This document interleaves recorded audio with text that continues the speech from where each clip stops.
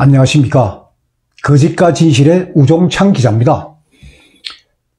박근혜 대통령 파기환송심 사건의 선고가 7월 10일 오후 2시 40분에 열립니다.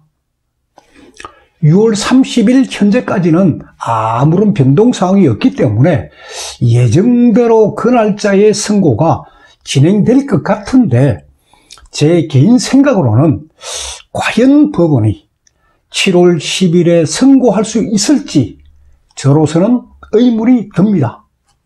왜 그럴까요?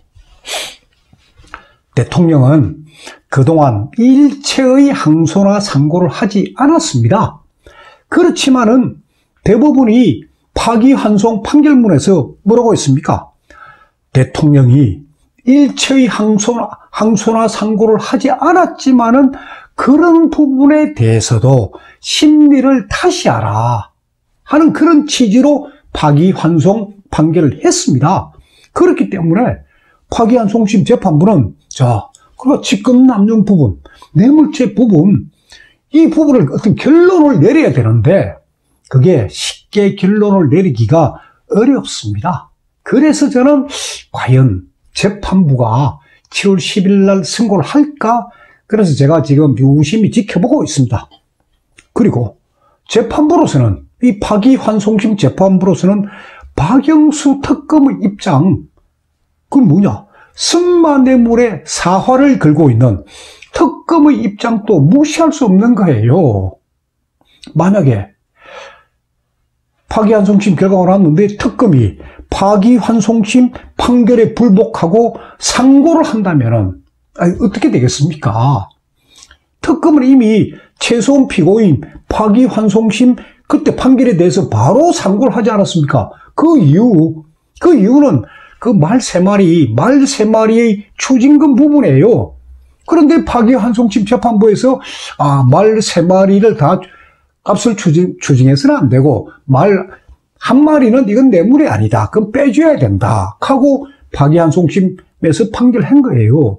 그렇게 되니까 특검이 바로 상고를 한 겁니다. 그래서 이 부분은 최소한 피고인의 벌금액 그리고 추징금 액수, 이 부분에 대해서는 제가 다음 시간에 아주 자세히 한번 설명을 해드리겠습니다.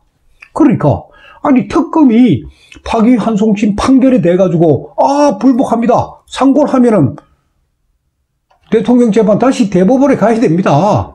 언제 끝날지 모릅니다. 또 하나 있어요. 변수가 뭐냐? 대통령 사건과 맞물려 있는 게 삼성전자 부회장 이재용 사건입니다. 그러니까 대통령은 뇌물을 받은 사람으로 돼 있고 이재용 부회장은 뇌물을 준 사람으로 돼 있습니다. 그러니까 그 이재용 부회장 사건도 지금 파기환송심입니다. 다시 재판해라. 그런데 지금 파기환송심 재판을 하고 있는데 특검에서 소위 태클을 걸은 거예요. 재판부 기피 신청을 낸 겁니다. 파기환송심 이 재판부는 이재용 부회장 편을 들고 있기 때문에 기피한다 하고 기피 신청을 낸 겁니다. 이렇게 되니까 지금 대법원에서 과연 특검의 주장대로 재판부 기피 신청이 타당하냐 아니냐 하는 부분을 지금 현재 심리 중에 있습니다. 그러니까 이재용 부회장 선고 날짜 아직 미정입니다. 언제 될지도 모릅니다. 그리고 이재용 부회장의 파기환송심 판결하고 대통령 사건의 파기환송심 판결하고 뇌물 부분은 서로 다 맞물려 있기 때문에 뭔가 이게 같아야 됩니다. 그러니까 대법원은 또 고민할 수밖에 없을 거예요. 이런 복잡한 상황입니다. 그리고 박근혜 대통령은 현재 불법 강금한 상태로 지금 재판을 받고 있습니다. 그러니까 재판이 언제 끝날지도 모르는 상황에서 법원이 하염없이 박근혜 대통령을 불법 감금할 수도 없습니다. 왜? 내년 4월 16일이면 박근혜 대통령을 서울구치소에 불법으로 감금해놓을 법적인 근거가 사라집니다. 내년 4월 16일이면. 그 이유가 뭐냐? 그러나 징역 2년, 박근혜 대통령에게 유일하게 확정된 형량이 공직선거법 위반 실형 2년입니다. 이 형기가 내년 4월 16일이면 끝입니다. 자, 사람의 인신을 소위 감옥에다 가둬놓을 수 있는 방법은 딱 하나예요. 구속영장입니다. 영장에 의해서 감옥에 가둬놓는 거예요. 그리고 구속영장은 1심, 2심, 3심, 심급마다 6개월씩 시효가 다 있습니다. 그런데 박근혜 대통령 보십시오. 직권남용 강요 혐의로 이제 1차 구속영장 발부했습니다. 그 구속영장 시효 끝났습니다. 추가로 김세현 판사가 SK89억 뇌물을 요구했다가 추가로 구속영장을 발부했습니다. 그 시효가 2019년 4월 16일에 끝났습니다. 끝나니까 검찰에서 그 전에 확정된 공직선거법 위반, 이거 2년, 이거 형 집행을 시작한 거예요. 그게 2019년 4월 16일인데 그게 2년이면 끝납니다. 내년 4월 16일이면 끝납니다. 그러니까 박근혜 대통령을 더 이상 불법으로 서울구치소에 감금할 수 없습니다. 그런데 다만 변수가 하나가 있습니다. 그게 뭐냐?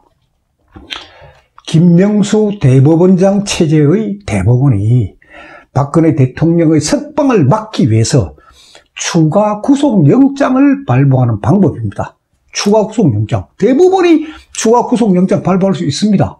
무슨 혐의냐? 예를 들어서 요즘 뭐 언론에서 조금씩 보도가 되고 있는 그 세월호 보고 시간을 조작했다. 이 혐의로 구속영장 발부할 수도 있고, 또 국정원 특활비 사건. 국정원 특활비 사건은 구속영장을 발부해가지고 구속한 게 아니고 이미 구속돼 있는 걸 이용해가지고 추가 기소한 사건이에요. 그러니까 국정원 특활비 사건, 이것 갖고 구속영장을 또 발부할 수 있습니다. 그게 가능합니다. 그렇지만은 만약 대법원이 박근혜 대통령 지금 이제 3년, 거의 4년째 살고 있는 마당에 추가 구속영장을 발부한다고 한다면, 대법원에서 대통령에게 추가 구속영장을 발부한다고 한다면, 대한민국 국민들 가만히 있겠습니까? 아마 모르긴 몰라도 아마 밀란이 일어날 겁니다. 그리고 밀란 때문에 수사가 중단된 예전의 사례도 있습니다. 그게 뭐냐? 1997년에 있었던 DJ 비자금 사건입니다.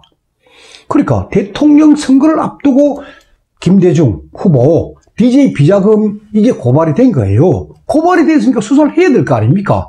그런데 지금 대통령 선거를 목전에 두고 있습니다.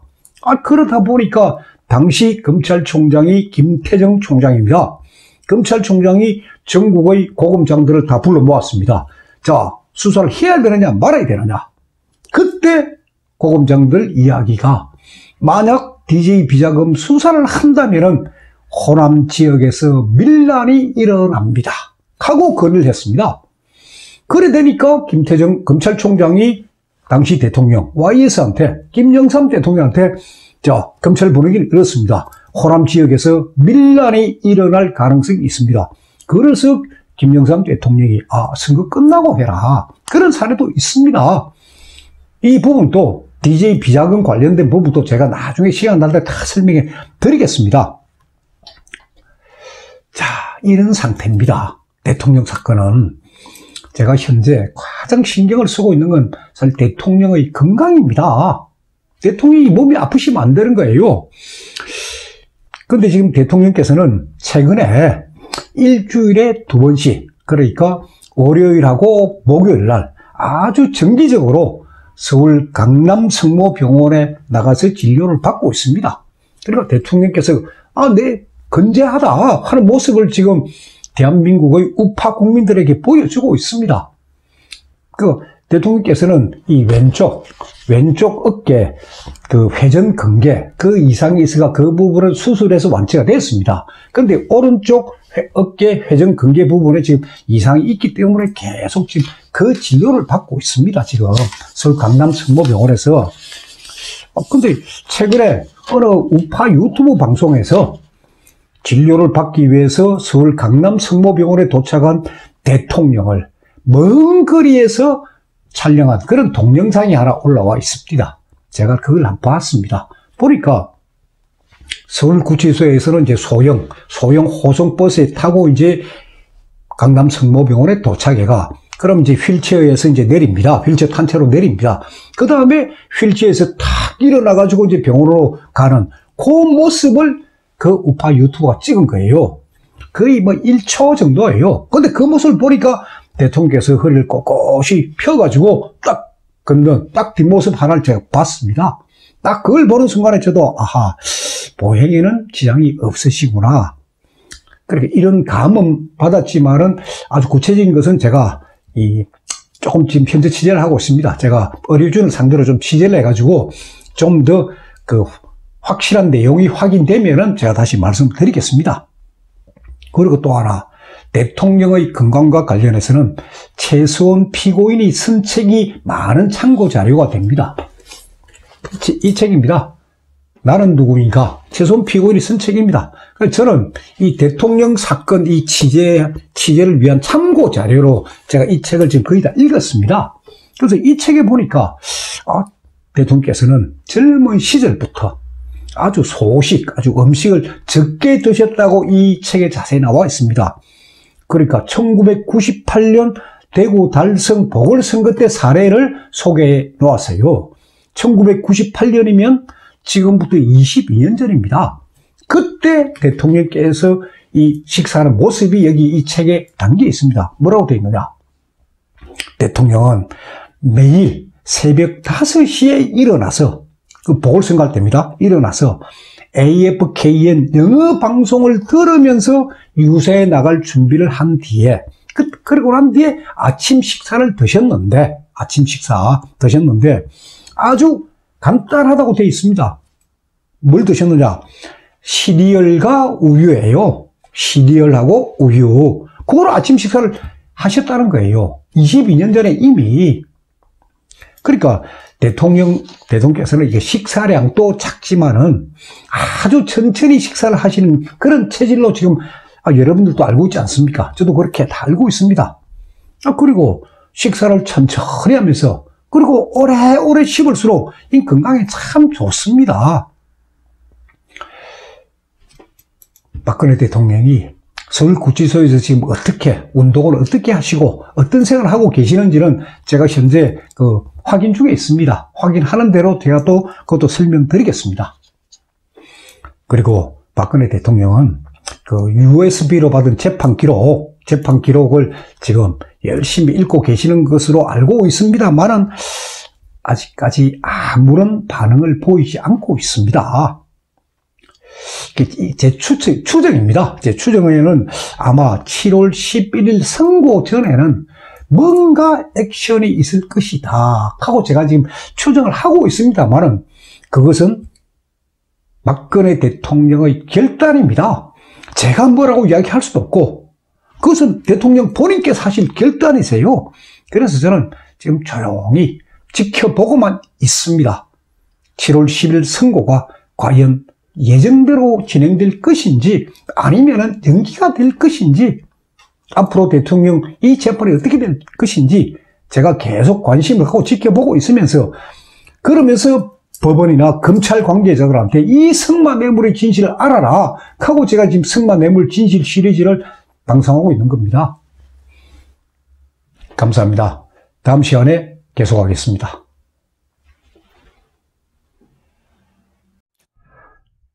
박근혜 대통령 탄핵 사건의 진실과 재판 과정을 기록한 대통령을 묻어버린 거짓의 산 제1권과 2권이 출간되었습니다. 제 휴대폰 010-5307-5472번을 통해서 주문을 하면 배송해 드립니다. 교보 문고나 인터넷 서점인 예스24, 알라딘, 반덴 루니스에서도 구입이 가능합니다. 감사합니다.